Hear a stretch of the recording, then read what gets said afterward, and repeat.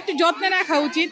অনেক সুন্দর ছিল যখন খামারের কাছে ছিল, খুব সুন্দর ছিল, এখন অযত্নে কালারটাও চেঞ্জ হয়ে গেছে। একটু যত্ন নেওয়া উচিত।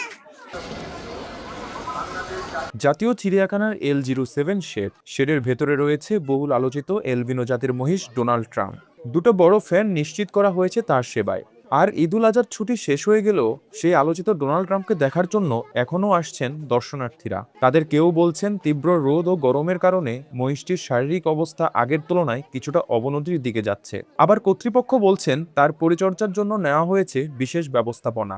হ্যাঁ, এভাবেই কেটে যাচ্ছে রাজধানী জাতীয় চিড়িয়াখানায় থাকা ডোনাল্ড ট্রাম্পের জীবনচক্র।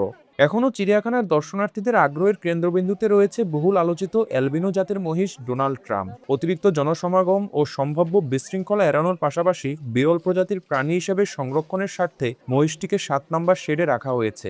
সাদা বর্ণের এই অ্যালবিনো মহিষকে এক নজর দেখতে প্রতিদিনই ভিড় করছেন দর্শনার্থীরা। নিরাপত্তার স্বার্থে মহিষটিকে প্রথমে কোয়ারেন্টাইনে রাখা হয়েছিল। বর্তমানে প্রাণীটির জন্য প্রয়োজনীয় পরিচর্যা ও খাবারের ব্যবস্থা করা হচ্ছে। চিড়িয়াখানা কর্তৃপক্ষ মহিষটির জন্য একটি নামফলকও স্থাপন করেছে।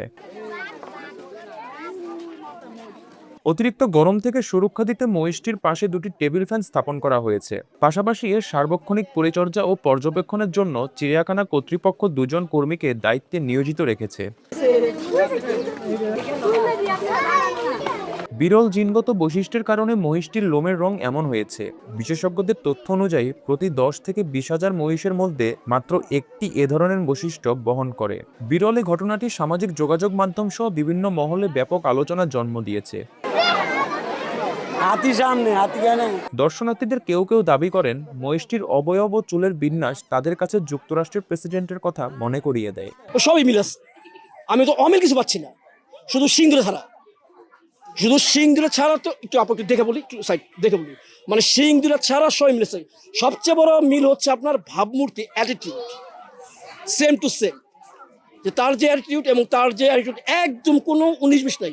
সবচেয়ে বড় মিলটা এই জায়গাতে। তবে দর্শনার্থীদের কেউ কেউ দাবি করেন মহিষটিকে জাতীয় চিড়িয়াখানায় রাখার পেছনে রাজনৈতিক প্রভাব ও আন্তর্জাতিক চাপ কাজ করছে।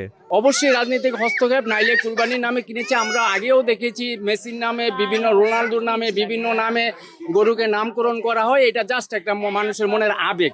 এখন এটা আন্তর্জাতিকভাবে সে সারা পৃথিবীর একজন শ্রেষ্ঠ দেশের মহানায়ক এবং সারা পৃথিবী তার নেতৃত্বে চলে।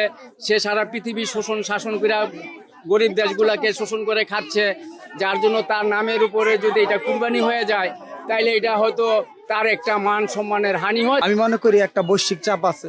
আর ইতিমধ্যে জেনেছি যে আপনার ডোনাল্ড ট্রাম্পের প্রতিনিধি দল বাংলাদেশ সরকারের স্বরাষ্ট্রমন্ত্রী ওনাদের সাথে দেখা সাক্ষাৎ করেছে।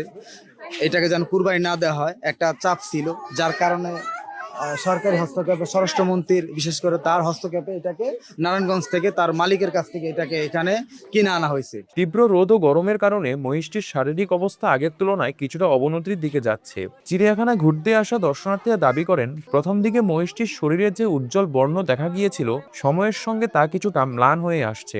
একটু যত্নে রাখা উচিত। অনেক সুন্দর ছিল যখন খামারের কাছে ছিল, খুব সুন্দর ছিল, এখন অযত্নে কালারটাও চেঞ্জ হয়ে গেছে। একটু যত্ন নেওয়া উচিত।